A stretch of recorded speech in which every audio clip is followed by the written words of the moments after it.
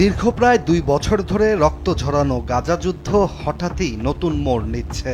যুদ্ধবিরতির প্রস্তাব নিয়ে যুক্তরাষ্ট্রের প্রেসিডেন্ট ডোনাল্ড ট্রাম্পের হস্তক্ষেপ এবং হামাসের আংশিক সম্মতির মধ্য দিয়ে এক অপ্রত্যাশিত কূটনৈতিক সম্ভাবনার দ্বার খুলতে যাচ্ছে এবার। কিন্তু নতুন এই সম্ভাবনা বাস্তবে শান্তিতে রূপ নিবে, নাকি এটি আরও একবার ভেঙে পড়বে আগুন আর ধ্বংসস্তূপ ও ইসরায়েলের স্বেচ্ছাচারিতার নিচে?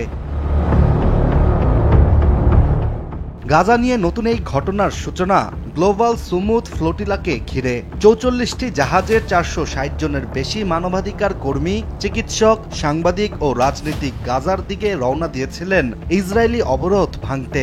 তাদের বহরে ছিল খাবার, ওষুধ আর গাজার মানুষের জন্য বার্তা। কিন্তু গাজার জলসীমায় ঢোকার আগেই ইসরায়েলি নৌবাহিনী অভিযান চালিয়ে সব নৌযান আটকে যাত্রীদের গ্রেফতার করে মিডিয়া ব্ল্যাকআউট জারি করে, যাতে ফুঁসে ওঠে পুরো বিশ্ব। ইউরোপ, আমেরিকা থেকে শুরু করে আরব বিশ্ব বিক্ষোভ ছড়িয়ে পড়ে শতাধিক শহরে।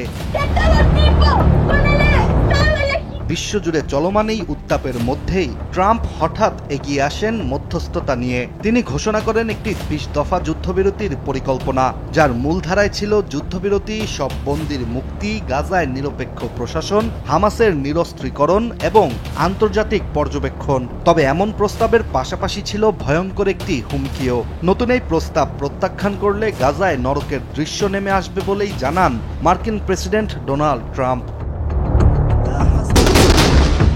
ট্রাম্পের এই চাপের মুখে হামাস জানায় তারা বন্দি বিনিময়ে রাজি, গাজা শাসন নিরপেক্ষ ফিলিস্তিনি টেকনোক্র্যাটদের হাতে দিতেও প্রস্তুত। তবে ট্রাম্পের বোর্ড অফ পিস এবং নিরস্ত্রীকরণের বিষয়গুলোতে জাতীয় ঐকমত্যের ভিত্তিতে আলোচনা চায় হামাস, যার ফলে এটিকে বিশ্লেষকরা আংশিক সমঝোতা বলেই বিবেচনা করছেন। তবে হামাসের এই ঘটনাকে ট্রাম্প শান্তির পথে অগ্রগতি বলে আখ্যা দিয়েছেন, যার পরিপ্রেক্ষিতে ইসরায়েলকে বোমা বর্ষণের নির্দেশনাও দেন তিনি। কিন্তু ইসরায়েল তাৎক্ষণিকভাবে থেমে যায়নি। তবে গাজা উপত্যকায় বোমা বিস্ফোরণের মাত্রা হ্রাস পেয়েছে বলে নিশ্চিত করেছে একাধিক আন্তর্জাতিক গণমাধ্যম। এদিকে ট্রাম্প ও হামাসের ইতিবাচক অগ্রগতিতে নেতানিয়াহু প্রশাসন চাপে পড়তে শুরু করেছে, যেখানে ইসরায়েলের জায়ানবাদী কট্টরপন্থী মন্ত্রিসভা এই প্রস্তাব প্রত্যাখ্যান করতে চাইলে দেশটির বিরোধী দল একজাতি সরকার গঠনের বার্তা দিয়েছে।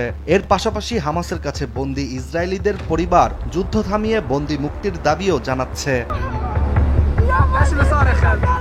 এখন প্রশ্ন, বর্তমান পরিস্থিতিতে গাজার ভবিষ্যৎ আসলে কি? বিশ্লেষকরা বলছেন হামাসের নমনীয়তা ও ট্রাম্পের সরাসরি চাপ ইসরায়েলকে নিজেদের পুরনো অবস্থান থেকে সরে আসতে বাধ্য করতে পারে। তবে সবকিছু নির্ভর করছে ইসরায়েল আসলে শান্তি চায় নাকি সামরিক দখলই তাদের মূল লক্ষ্য।